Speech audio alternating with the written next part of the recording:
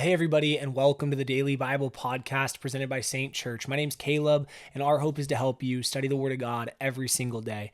Every day we're taking time to upload episodes on Spotify, Apple, and YouTube, where we are reading through a chapter of the Bible, we're looking at the context it was written in, and we're seeing what it has to say for us today. And today we're going to continue to do just that by reading through Leviticus Chapter 20, and we're going to continue to see what the book of Leviticus is pointing us towards. Now, really quick and really fast before we dive on in. If you're checking this out on Spotify, Apple, or YouTube, and you end up enjoying this episode, I just want to encourage you to take a moment to subscribe, follow, leave a like, consider even leaving a rating and a review. All of those things are going to help make sure that you don't miss upcoming episodes, and also will help encourage other people that see this to know it is trustworthy content. But with that being said, let's just dive right on into Leviticus chapter 20, starting off in verse 1. Let's see what the Word of God has to say today. It says this: The Lord said to Moses, "Say to the Israelites, any Israelite or any foreigner residing in Israel who sacrifices any of his children to Molech is to be put to death. The members of the community are to stone him. I myself will set my face against him and will cut him off from his people. For by sacrificing his children to Molech, he has defiled my sanctuary and profaned my holy name. If the members of the community close their eyes when that man sacrifices one of his children to Molech, and if they fail to put him to death, I myself will set my face against him and his family and will cut them off from their people together with all who follow him in prostituting themselves to Molech. I will set my face against anyone who turns to mediums and spiritists to prostitute themselves by following them, and I will cut them off from their people. Consecrate yourselves and be holy, because I am the Lord your God. Keep my decrees and follow them. I am the Lord who makes you holy. Anyone who curses their father or mother is to be put to death. Because they have cursed their father or mother, their blood will be on their own head. If a man commits adultery with another man's wife, with the wife of his neighbor, both the adulterer and the adulteress are to be put to death. If a man has sexual relations with his father's wife, he has dishonored his father. Both the man and the woman are to be put to death. Their blood will be on their own heads. If a man has sexual relations with his daughter-in-law, both of them are to be put to death. What they have done is a perversion. Their blood will be on their own heads. If a man has sexual relations with a man as one does with a woman, both of them have done what is detestable. They are to be put to death. Their blood will be on their own heads. If a man marries both a woman and her mother, it is wicked. Both he and they must be burned in the fire, so that no wickedness will be among you. If a man has sexual relations with an animal, he is to be put to death, and you must kill the animal.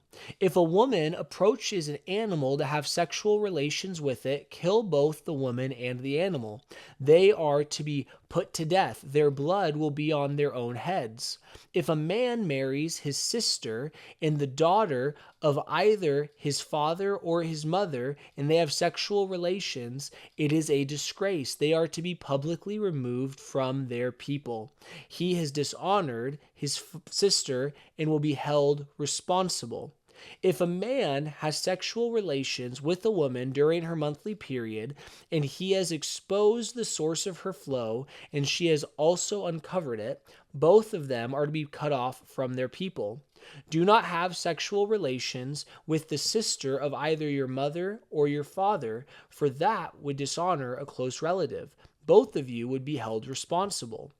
If a man has sexual relations with his aunt, he has dishonored his uncle. They will be held responsible. They will die childless.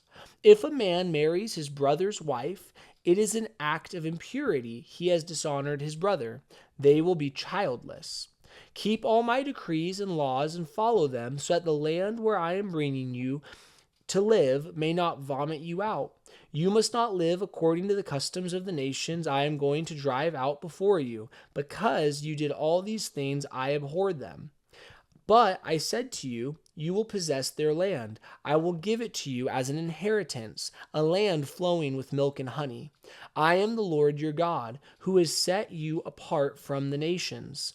You must therefore make a distinction between clean and unclean animals, and between unclean and clean birds. Do not defile yourselves by any animal or bird, or anything that moves along the ground. Those that I have set apart as unclean for you. You are to be holy to me, because I, the Lord, am holy, and I have set you apart from the nations to be my own. A man or woman who is a medium or spiritist among you must be put to death. You are to stone them. Their blood will be on their own heads. And that is the close of Leviticus chapter 20. Now, in this chapter, we are seeing something that could be confusing and also we could see as a little bit interesting. Now, a lot of the things and pretty much all of the things that are outlined in Leviticus chapter 20 have been outlined in previous chapters. A huge chunk of this, all of the things that deal with sins that would be related to sex or intercourse with various relationships and that sort of a thing, all of these were listed previously in Leviticus chapter 18. And now we see them again being listed in Leviticus 20. Now, there's a purpose to this, as well as some of the other things that are listed, such as things like sacrifices to Molech and all of that. Why is this being listed again?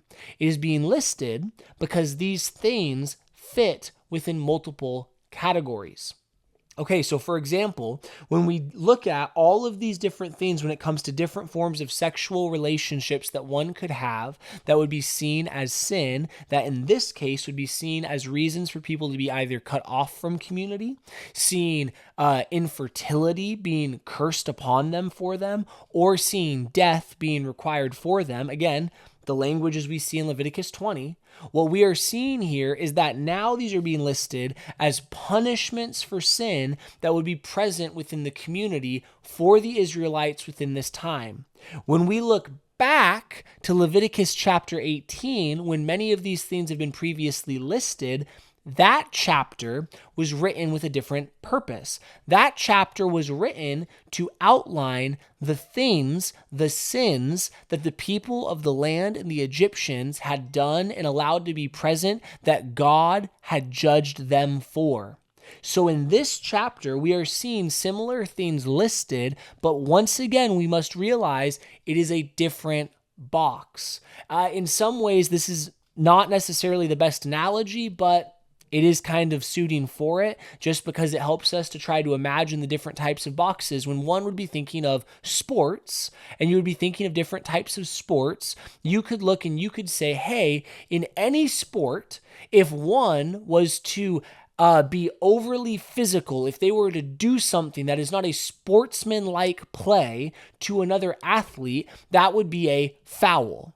Now, then you would go and you would look and you would say, okay, in basketball, if one is to punch, let's just say they were to punch another player in basketball, they would be fouled. And then you go to football. If someone is to just punch someone in football, that is a personal foul. Okay, so really quick, this is an overarching rule that you must be doing sportsmanlike conduct for all sports. Then you have this same rule being implemented in two different categories of it.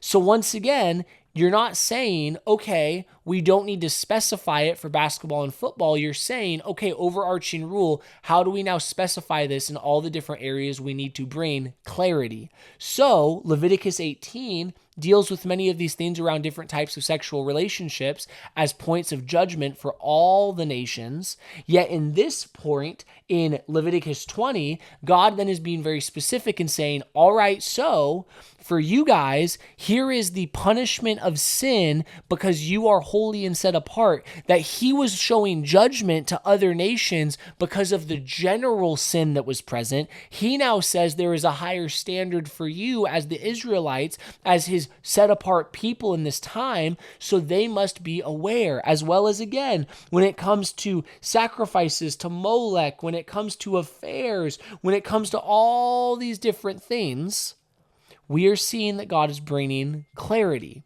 So for us today, is Leviticus, and again, I'm just going to use this as the clear example because it was the closest chapter, is Leviticus 18 and 20 saying the same thing? No. It is saying the same things with different purposes. So we don't overlap them. We look at them and we say, okay, different categories had same clarity needing to be given. I know this is getting really technical, but it really does matter because there are times that people would read Leviticus 20 and they would say, okay, these are things for the Israelites. Although, let's make sure we're not doing child sacrifices to Molech, and let's make sure we're not doing a lot of immoral things. And yet also in Leviticus 18, we see that there was a purpose to why that was written. It is not repeating for repeating's sake. It is repeating for clarifying sake. Okay, that was a pretty technical look at this. I want to just make sure, though, that we have some clarity. And so, friends, today, that's all I'm going to have for you when it comes to Leviticus chapter 20. I hope that was helpful. I hope that was a little insightful. I hope that helped you to see a little bit more about how Leviticus is being operated with. For us today, how do we look at this? We look and we see that God was very specific. He brought much clarity. Know that he wants to bring clarity to our lives today as well. So friends, thanks for jumping on. If you got any questions, please comment them down below. If you enjoyed this episode, take a moment to like, subscribe, follow, leave a rating. Genuinely, it means so much when you do those things. And so with that being said, thanks for being here today, and I can't wait to see you tomorrow because we are taking time to study the Word of God every single day.